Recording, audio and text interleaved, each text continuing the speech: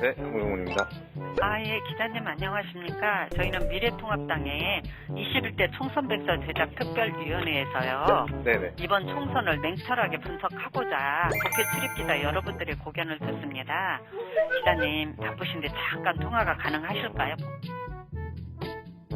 네, 지난달 초 이런 전화를 받았습니다. 미래통합당 총선 백서 특위가 꾸려진 뒤에 정당 출입기자 200여 명에게 전화를 돌린 겁니다. 마감에 쫓기는 중이었지만 끝까지 한번 들어보기로 했습니다. 이번 총선에서 미래통합당이 여당보다 많은 의석을 얻을 수 있다는 생각을 한 번이라도 한 적이 있으십니까? 있다 없다? 없어요. 없으셨고요. 네. 네, 나중에 결과를 받아보니 출입기자 72%는 선거에서 질 것이라고 예상을 했는데 재밌는 건 후보자의 71%는 선거에서 이길 수도 있다고 봤다고 하네요. 통합당이 설문에 앞서서 추린 선거 패배 이유는 10가지였습니다. 첫 번째, 강력한 대선 후보군 부재. 두 번째,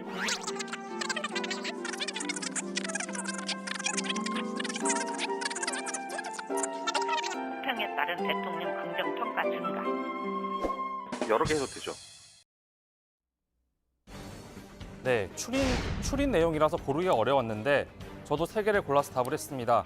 이렇게 출입기자단의 설문을 거치고 또 이후에 자체 회의, 간담회 등을 거쳐서 한 달 만에 미래통합당 21대 총선 백서가 오늘 공개됐습니다. 목차는 조금 전 설명드린 10가지 총선 패배 원인입니다. 백서 특위는 기자들이 많이 고른 순서대로 백서 목차를 구성했다고 합니다. 기자들이 많이 고른 건 첫 번째, 중도층 지지를 회복하지 못했다는 것. 둘째, 막말 논란이 선거를 망쳤다는 것. 그리고 셋째, 공천도 잡음이 심했다는 겁니다. 사실 이 3가지 요인 사이에는 인과관계가 있습니다.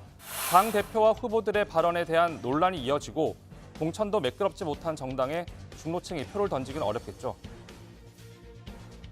범죄를 용인하고 남아 있었거나 또는 그 활동에 참여한 이런 사람들은 그건 처벌 대상이 돼야 된다고 생각합니다.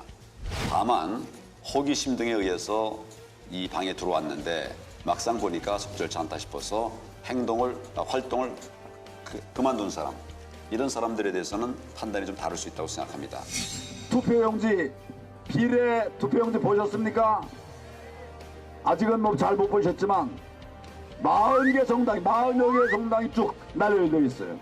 그러니까 키 작은 사람은 이거 자기 손으로 들지도 못해요. 네, 총괄 선대위원장을 맡고 있는 당 대표의 실언 논란이 전체 선거판을 흔들어놓는 동안 각 지역구 후보자들은 더 센 막말 논란에 휘말리면서 유권자들로부터 멀어집니다.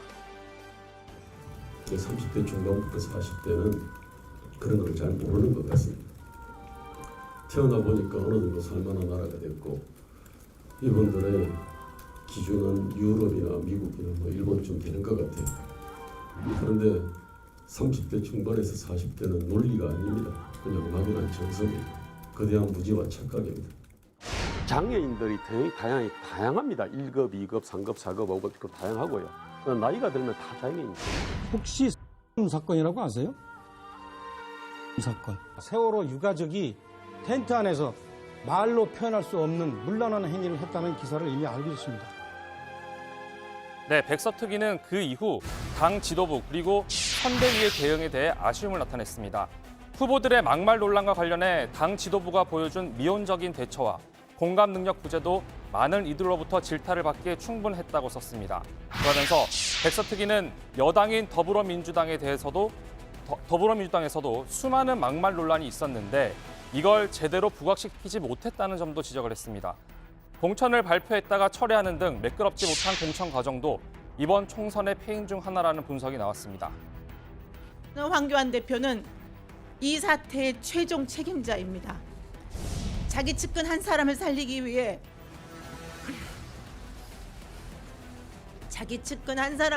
위해 당을 도로 친박당으로 만들었습니다. 국민으로부터 매면받고 수도권 선거를 망치고 보수 정권 재창출의 기회를 망쳐버린 책임은 바로 황교안 대표와 김영호 공관위에 있음을 저는 분명히 밝힙니다. 네, 전략공천 지역에 새로운 인재를 발탁했다가 뒤늦게 문제 제기가 나오면서 공천관리위원장이 사퇴하는 해프닝도 있었고요. 공천이 아니라 사천이라는 비판도 나왔습니다. 우선 추천 지역으로 정해졌던 강남병의 김미균 후보에 대해서 추천을 철회합니다. 돌려보낸 게 아니라 최홍 씨 같은 경우는 무효가 됐습니다. 네, 이런 공천 잡음은 미래통합당의 비례위성 정당인 미래한국당에서 훨씬 더 심하게 나타났습니다. 선거를 한 달 앞두고 한국당 공천관리위원회가 내놓은 비례대표 공천 명단에 미래통합당 지도부가 반발하면서 한성교 대표를 비롯한 한국당 지도부가 사퇴하기도 했습니다. 참으로 가소로운 자들에 의해서 저의 정치 인생 16년의 마지막을 정말 당과 국가에 봉사하고 정말 뭔가 좋은 흔적을 남겨야겠다는 저의 생각은 막혀버리고 말았습니다. 한 줌도 안 되는 그 야당의 권력을 갖고 그 부패한 권력이 참으로 보여주고 싶었던 저의 개혁을 막아버리고 말았습니다. 저는 미래 한국당 대표직을 이 시간 이후 사퇴하겠습니다. 네, 비례정당에서 짧은 시간 동안 3번이나 공천이 반복되면서 유권자들에게 부정적인 인식을 줬던 겁니다. 총선 백서는 공천은 당의 선거 전략을 구현하는 작업인데 젊은 세대와 중도층 접근에 초점을 맞추는 데 실패했다고 반성했습니다. 이번 총선 백서는 대체로 사실 위주로 담담하게 쓰였는데 유독 튀는 문장이 하나 있습니다. 당 대표도 정치에 입문한 경력이 일천하고 선거 경험이 없어서 당을 장악하는 능력과 강력한 리더십이 부족하다는 비판도 나왔다.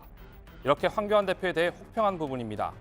당 내부에서 총선 패배의 원인 중 하나로 전략 부재와 소통 단절을 꼽았다라는 부분도 황 전 대표를 겨냥한 부분입니다.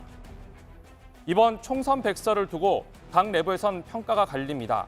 제가 직접 백서특위 관계자와 통화를 해봤는데 특정 지역 그리고 특정인을 구체적으로 언급하자는 얘기도 있었지만 현역 의원과 당협위원장들 이름이 언급되는 건 당사자들에게 너무 가혹하기 때문에 결국 뺄 수밖에 없었다면서 다만 백화점식으로 나열됐다는 비판도 일정 부분 수용한다 이렇게 말했습니다. 패배 책임을 정확하게 가려서 다음 선거의 반면교사로 삼자는 백서.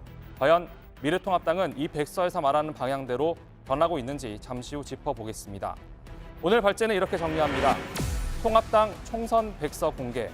다음 선거 쓴 약 될까?